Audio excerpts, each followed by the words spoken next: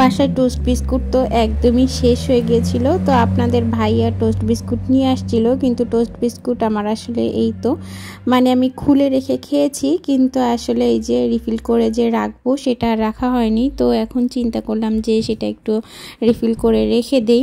এই তো এই জারটার ভিতরে আর কি টোস্ট বিস্কুটটা রাখলাম। আমি সবসময় একটা বড় বয়মে রাখি, তো চিন্তা করলাম এটার ভিতরে তো বিস্কুট ছিল, তো এটা যেহেতু খালি হয়ে গিয়েছে তো এটার ভিতরেই রাখি। কিন্তু পরবর্তীতে দেখলাম যে এটার ভিতরে আর ধরতেছে না, মানে জায়গার একটু সংকট হয়ে গিয়েছে আর কি। তো কি করার, পরবর্তীতে যতটুকু ধরলো ততটুকুই আর কি এটে সেটে রেখে দিলাম, আর বাকিটা ওইভাবে আর কি কাগজে মুড়েই সুন্দর করে আর একটা বয়মের ভিতরে আমি রেখে দিয়েছি। আসসালামু আলাইকুম, কেমন আছেন আপনারা সবাই? আশা করছি আপনারা সবাই খুব ভালো আছেন। আলহামদুলিল্লাহ আমরাও না বেশ আছি। আর আজকের ভিডিওটা কিন্তু আপনাদের সাথে একটু দেরি করে শেয়ার করছি, মানে সকালের নাস্তা করা কিন্তু একদমই কমপ্লিট হয়ে গিয়েছে। তো সকালবেলা নাস্তা বলতে ছেলেকে দুধ কর্নফ্লেক্স দিয়েছিলাম, আর আমি ওই যে একটু চা বিস্কুট খেয়েছিলাম। আচ্ছা একটা কথা বলি, যার যার রুচি যার যার ইচ্ছা, তাই না? সবাই যে সব কিছু খেতে পছন্দ করে, সবাই যে সব কিছু ভালোবাসে তা কিন্তু না, সবার তো আর সব অভ্যাস থাকে না, তাই না? কারো কারো দেখবেন অভ্যাস থাকে সকালবেলা উঠেই হয়তো বা ভাত খায়, কেউ আবার রুটি খায়, কেউ আবার অন্য কোনো কিছু পছন্দ করে, কিন্তু আমি পছন্দ করি চা আর বিস্কুট। সকালবেলাটা উঠেই আমার একটু চা আর বিস্কুট হলে মোটামুটি আমার আর কিছু না হলেও চলে। কিন্তু কখনোই যে খাই না অন্য কিছু তা কিন্তু না। অন্য অন্য সময় দেখা যায় যে অন্য কিছু খাই, কখনো রুটি খাই, কখনো দেখা যায় যে খিচুড়ি রান্না করি, খিচুড়ি খাই, কিন্তু চা আর বিস্কুট এটা মাস্ট, এটা আমার অনেক বেশি ভালো লাগে। এটা কিন্তু কোনো হাসি তামাশার কথা না, তাই না? আপনার রুচি, আপনার কথা বা আপনার সব জিনিস যে একরকম হবে, সবার মতো হবে সেটা তো আর না, তাই না? আপনি যেটা পছন্দ করেন সেটাই করবেন, সেভাবেই চলবেন। কিন্তু অনেকে আছে এটাকে আর কি নিয়ে একটু মজা করে, তো এটা আসলে ঠিক না। সে যাই হোক, কথা বলতে বলতে আপনাদের সাথে অনেক কাজ করে ফেলেছি। আর এই তো সকালবেলা উঠে ওই যে চুলাটা একটু ক্লিন করে নিলাম রান্নার আগে। চুলাটা যদি একটু ক্লিন থাকে তাহলে কিন্তু আসলে রান্না করেও বেশ একটা শান্তি ফিল হয়। আর এই তো এখন হচ্ছে দুপুরে রান্না বান্নার প্রস্তুতি চলছে। তো আজকে দুপুরে রান্না করব এই যে কচুরলতি। তো কচুরলতি দিয়ে হচ্ছে শুটকি দিয়ে রান্না করব। এই রান্নাটা আপনারা কারা কিভাবে খেয়েছেন বলবেন তো। তবে আমি যেভাবে রান্না করেছি এভাবে আসলে অনেক অনেক বেশি মজা লাগে। হাতে মাখিয়ে যদি এভাবে রান্না করা হয়, বিশ্বাস করেন আপনারা যারা এভাবে না খেয়েছেন একবার ট্রাই করে দেখবেন, অসাধারণ লাগে।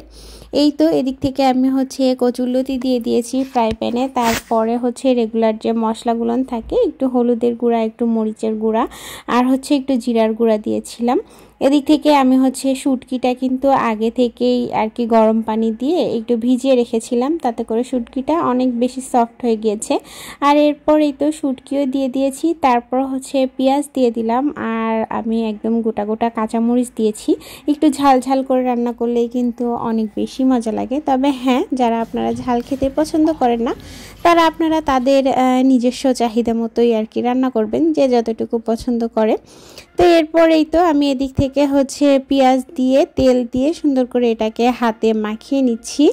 আর এই যে যে পেঁয়াজগুলো আমি হচ্ছে দেখতেছিলাম একটু আস্তে আস্তে ছিল, সেগুলো আর কি আমি একটু ভেঙে দিচ্ছিলাম।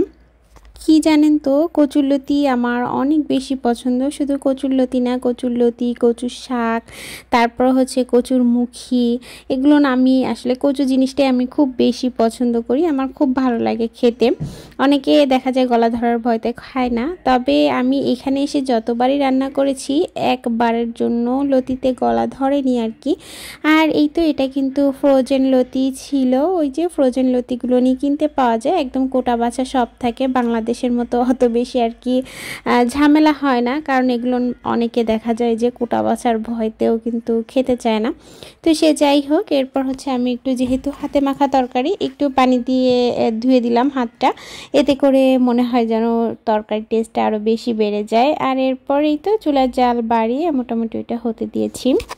আমার প্রিয় আপু ভাইদেরকে একটা কথা স্মরণ করিয়ে দিই, যারা আপনারা আমার ভিডিওটা এই পর্যন্ত দেখেছেন কিন্তু একটা লাইক দিতে ভুলে গিয়েছেন, আপনারা চাইলেই কিন্তু একটা লাইক দিয়ে দিতে পারেন। আর হ্যাঁ, যদি এরকম ভিডিও, এই ধরনের ভিডিওগুলো আপনাদের ভালো লাগে তাহলে কিন্তু আমার চ্যানেলটার সাথেই থেকে যেতে পারেন খুব বেশি ভালোবেসে। ওদিক থেকে তো নিজের পছন্দ মতো রান্না একটা করে নিতেছি। আর এই তো এদিক থেকে এখন হচ্ছে শুধু নিজের পছন্দের কথা মাথায় রাখলে তো হবে না, ছেলে তারপর হচ্ছে ছেলের বাবা সবার পছন্দের কথাই মাথায় রাখতে হবে। তো এদিক থেকে আমি এখন হচ্ছে 3টা আলু নিয়ে নিয়েছি। তো আলুটা আমি হচ্ছে ছিলে নিচ্ছি, আলু দিয়ে আর কি একটু মাংস রান্না করব, তাহলে না ছেলের বাবার আর কোনো কমপ্লেন থাকবে না। মানে অন্য যে কোনো তরকারি হোক না কেন, তার সাথে যদি একটু চিকেন থাকে তাহলে মোটামুটি চিকেন বা হচ্ছে এই তো মাটন যেটাই রাখি না কেন, তাহলে তাদের আর কোনো অবজেকশন থাকে না, মোটামুটি তারা সেটা দিয়ে খেয়ে উঠতে পারে। তো এই তো এদিক থেকে ছেলের বাবার অবজেকশন না থাকলেও ছেলের কিন্তু অবজেকশন থাকে যে মাম্মা কেন এটা রান্না করনি। ওদিক থেকে চিন্তা করলাম যে আয়াতকেও তো দিতে হবে, আয়াত তো আর ওই যে কচুরলতি দিয়ে তো আর আয়াতকে খাবার দিতে পারবো না। তো এদিক থেকে একটু খাসির মাংস রান্না করব। এই মাংসটা ওই যে আপনাদের ভাইয়া সেদিনকার যে একটা আর কি খাসি না, সরি এটা হচ্ছে ভেড়ার মাংস। তো আমি আসলে আগে কখনো ভেড়ার মাংস খাইনি, তবে ভেড়ার মাংসের টেস্ট একদমই ওই যে খাসির মাংসের মতোই লাগে। তো সকালবেলা করেই আমি হচ্ছে বের করে রেখেছিলাম ফ্রিজ থেকে। এদিক থেকে এই যে মাংসগুলো ছেড়ে গিয়েছে। আর হ্যাঁ, এটা কিন্তু আপনাদের সাথে শেয়ার করতেছিলাম হচ্ছে শনিবার দিনকার একটা ব্লগ আর কি। তো শনিবার দিন তো ওই যে ছেলের যেহেতু ফুটবল খেলা থাকে, ওকে হচ্ছে মোটামুটি ফুটবল ক্লাস থেকে নিয়ে এসে তারপরে কিন্তু বেশ অনেকটা পরে আমি রান্না বান্না চড়িয়েছি। ওদিক থেকে ছেলেকে আমি হচ্ছে একটু ডিম পোস্ট করে দিয়েছিলাম আর একটু ভাত দিয়ে দিয়েছিলাম, ও সেটা মোটামুটি খেয়ে নিয়েছে। আর এরপর এই যে মাংসটা তো আমি সবসময়ের জন্যই ওই যে হাতে মাখিয়ে বসাই, এতে করে মাংসের টেস্ট অনেক বেশি ভালো লাগে। তো মাংসটা হাতে বসানোর জন্য ওদিক থেকে আমি হচ্ছে একটু পেঁয়াজ, তারপর হচ্ছে রসুন বাটা আর হচ্ছে আদা বাটা দিয়ে দিলাম। আদাটাও আমি হচ্ছে বেশ অনেকক্ষণ আগে বের করে রেখেছিলাম। আর তারপর এই তো রেগুলার যে মশলাগুলো থাকে সেগুলো দিয়ে দিচ্ছি। এদিক থেকে দিয়ে দিলাম হচ্ছে একটু ধনের গুঁড়ো, একটু হচ্ছে হলুদের গুঁড়া আর হচ্ছে মরিচের গুঁড়া আর হচ্ছে জিরার গুঁড়া। তো মরিচের গুঁড়াটা একটু কমই দিলাম, তার কারণ একটাই, আমি হচ্ছে আজকে একটু এই তো মানে মাংসের ভিতরে একটু হচ্ছে এক্সট্রা যে মাংসের মশলাটা কিনতে পাওয়া যায় তো সেটা দেব। তার কারণ আমি হচ্ছে যেহেতু দেখা যায় যে অনেক সময় গোলমরিচ লবঙ্গ এগুলো ব্যবহার করি না, তার কারণ হচ্ছে এগুলো আপনাদের ভাইয়ার মুখে বা প্লেটে পড়লে তার আর কি অনেক বেশি বিরক্ত লাগে।